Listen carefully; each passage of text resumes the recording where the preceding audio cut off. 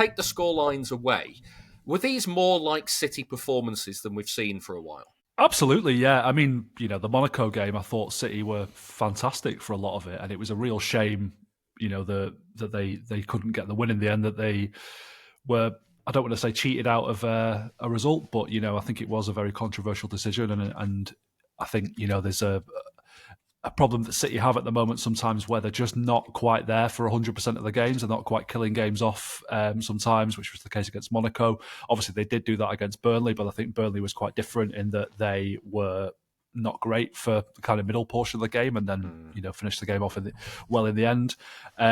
So I feel good about City at the moment because I feel like progress is being made and I'm seeing improvement and I'm seeing a bit more like the old City.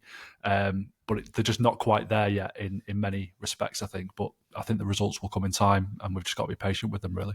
Yeah, that's it, isn't it, Dom? That we've spent the last couple of weeks talking about how Guardiola's constantly been talking about improving the mentality, improving the vibes, getting the feel-good factor, all that sort of stuff back. And the performances, I think you can see an upward trajectory, like in general, over the course of the season. Not Burnley, Brighton and Spurs were not great, but they have shown improvement since then. But it's almost like the results will follow. If you get those first two right, eventually you get back to where City were, and the results should come, right? Or is that just an optimistic outlook on the week? Yeah, sunny side up as always on this podcast, isn't it? Happy clappers. No, I think you mentioned the Tottenham and the Brighton games, and I think after those, and I think everyone looked at that kind of week of hell with, a derby, which I know United are what they are at the moment, but it's a derby game.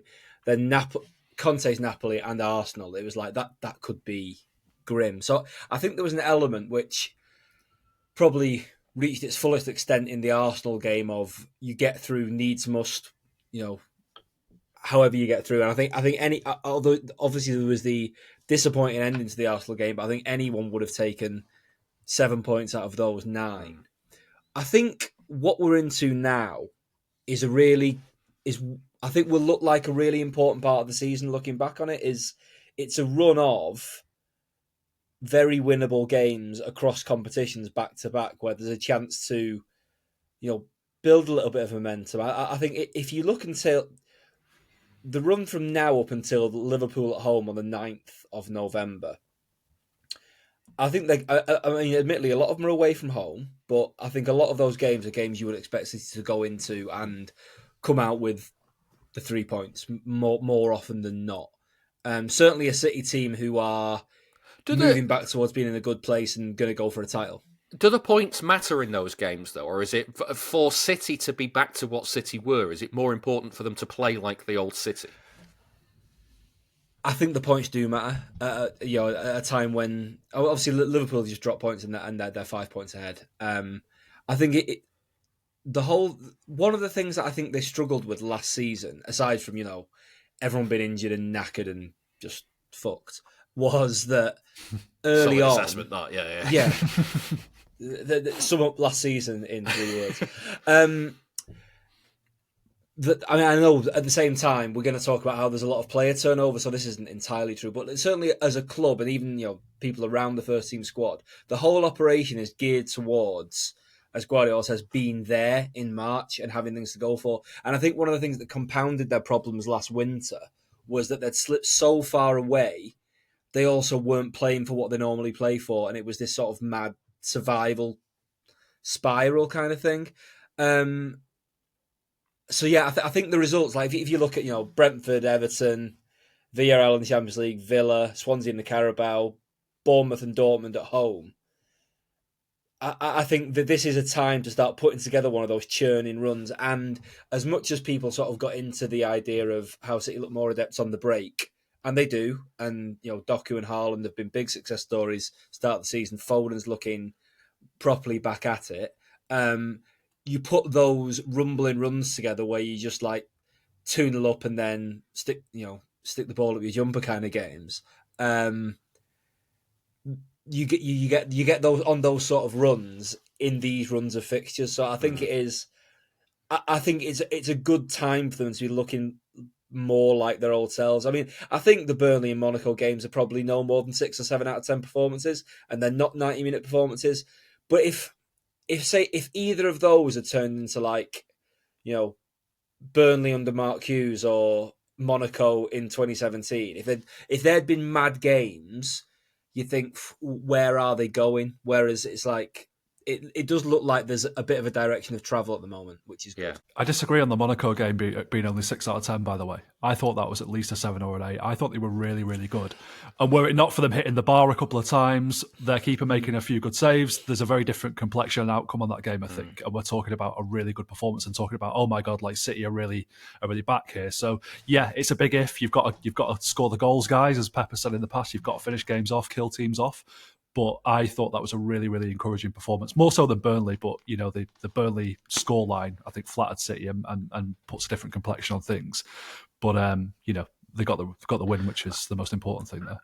I'm interested, Dan, to pick up on Dom's point about how everyone got excited about the counter-attacking and the directness. Do you feel the performance against Monaco was good? Because in large spells, they forced Monaco to drop. And they basically had Monaco in their own box and they had possession around the edge of the box, working a way through. And it felt like they had control of the game.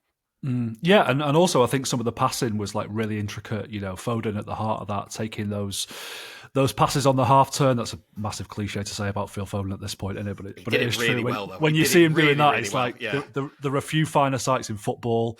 You know, Haaland's movement is causing havoc. You know, that second goal was a fantastic header, and then everybody's contributing. I thought Bernardo was good in that game. Rodri isn't quite there yet, obviously, but he's really played a great role in kind of dictating the tempo and helping just pin the opposition back. And I can feel City sort of cooking on gas a little bit now, and it's starting to come together to look like the best that we've seen from Guardiola over the past couple of years, the past few years. So you sort of hope that it's just this improvement is just going to continue, and we're going to see City getting better and better, and that we are going to see more sort of 7, 8, 9 out of 10 performances in the coming games. And I think with the style of play, it's just going to be a case of horses for courses. That Arsenal game was quite a unique game, in that City went there with the resources that they had on that day and the way that they knew Arsenal were going to play, and decided that was the best way to approach the game, and almost got a win out of it. Got a good result in the end. We're quite unfortunate not to win the game, perhaps, with a sort of wonder goal getting the equaliser for Arsenal. And then other games, they're going to come up against teams who will approach it completely differently. And I think City have just got to be able to respond to that. And that's been a little bit of a problem over the years. I think that they haven't been very responsive to the way that other teams have set up. It's been kind of we'll play our game no matter what. And I think, the way that football is evolving and the way that like every team that you play against, I thought, for as good as City were against Monaco were actually really good as well. And I thought Burnley were pretty good at the weekend. And I think every team that City come up against now, there's a lot of quality that they have to face, and there's no easy games anymore, really, which is another massive cliche. But I think that is becoming truer and truer all the time. And I think the way that the coaching staff that were brought in was a bit of a response to that over the summer. But we just have to evolve a little bit and change the way we approach certain games. So it's good to see, a little bit of flexibility to the way they're playing, I think. Yeah. Dom, is the directness and the counter-attacking, is that something that, as excited people get about it, it's actually, for the remainder of this season, we might not actually see a lot of it? I mean, it's one of those things that if they have to do it, they will do it. And it's good to see now that they can do it well. I mean, I think all the best Guardiola sides, like if you're going as far back as Sane and Sterling on the wings, but also like Kevin De Bruyne would love to drive a counter-attack. I mean, I think a lot of people have seen his assist for Napoli last night. Was just absolutely textbook De Bruyne. So that was always there. But I mean, it can't be the plan. I mean, I know like then in the false 9 seasons, it kind of got to the extremes of them rejecting counter-attacks and no reasons for that. This team isn't as well calibrated and intricate as that team was. So yeah, there's a thing that there's no point really doing that. But like there was, I mean, I know it's a bit of a bone of contention, and I certainly thought we'd seen the last of Bernardo on the right wing, and I can see why some people don't like it. But there were points last night, and this is the first of 2 pep-pilled points I'm going to make, when they were pushing Monaco back, and it like also in the period around the moves that led to Vardiol's really good ball for Haaland's first goal. I kind of quite liked seeing Bernardo holding the width and then knocking the ball back inside where Foden was doing great things. And Foden's looking really good, but Bernardo playing there, certainly last night, facilitated Foden looking good to an extent. So, yeah, it doesn't have to be one thing or another. I mean, if we talk, when we talked about like the good City teams over the last 4, 5, 6 years, the one thing they've said is that they're susceptible and, teams will look to get them on the break. Now, I don't want to sound like a big sort of Guardiola football snob here, but if the way that everyone threatens them is on the break is everyone can counter-attack. Do you know what I mean? If you've got a couple of fast elite level football players, you should be able to string a decent counter-attack together. What everyone can't do is the stuff that City were looking like they were getting back to in Monaco, and they were getting back to when it was 11 against 11 against Napoli, and properly controlling and pushing teams back and suffocating them.